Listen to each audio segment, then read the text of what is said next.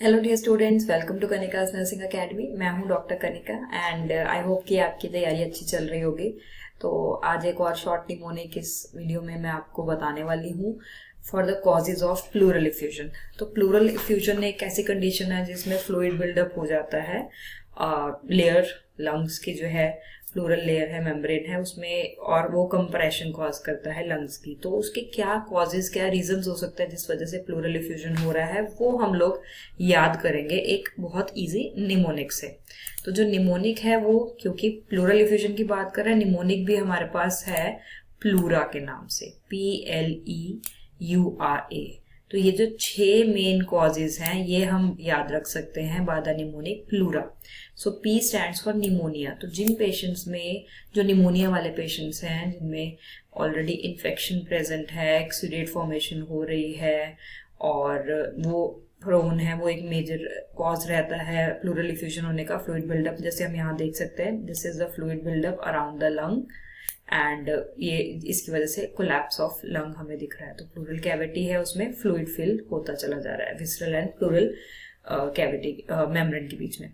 Second जो cause है L से, लीवर सिरोसिस। तो लीवर सिरोसिस अगर पेशेंट को होगा, लीवर सिरोसिस की वजह से जो पेशेंट के मेटाबॉलिज्म में चेंजेस आएंगे वो that can cause compression to the lung and mainly causing the pleural effusion.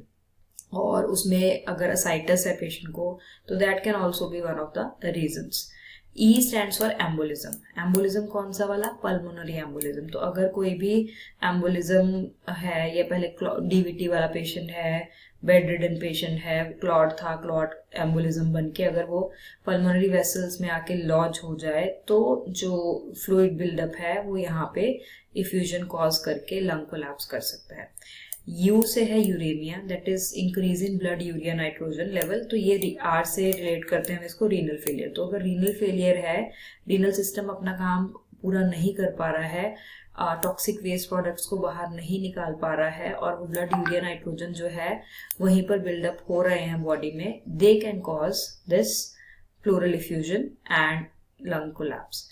Last में ए है, जो कि कोई भी autoimmune disorder, for example systemic lupus erythematosus और रूमेटॉइड आर्थराइटिस, ये दोनों चीजें जो है इंफ्लेमेटरी कंडीशंस है, they can also be responsible for causing the pleural effusion. तो ये सब कॉजेज हमने 6 main causes, pneumonia, liver cirrhosis, embolism, uremia, renal failure, auto immune disease conditions देखे हैं विद द निमोनिक प्लूरा।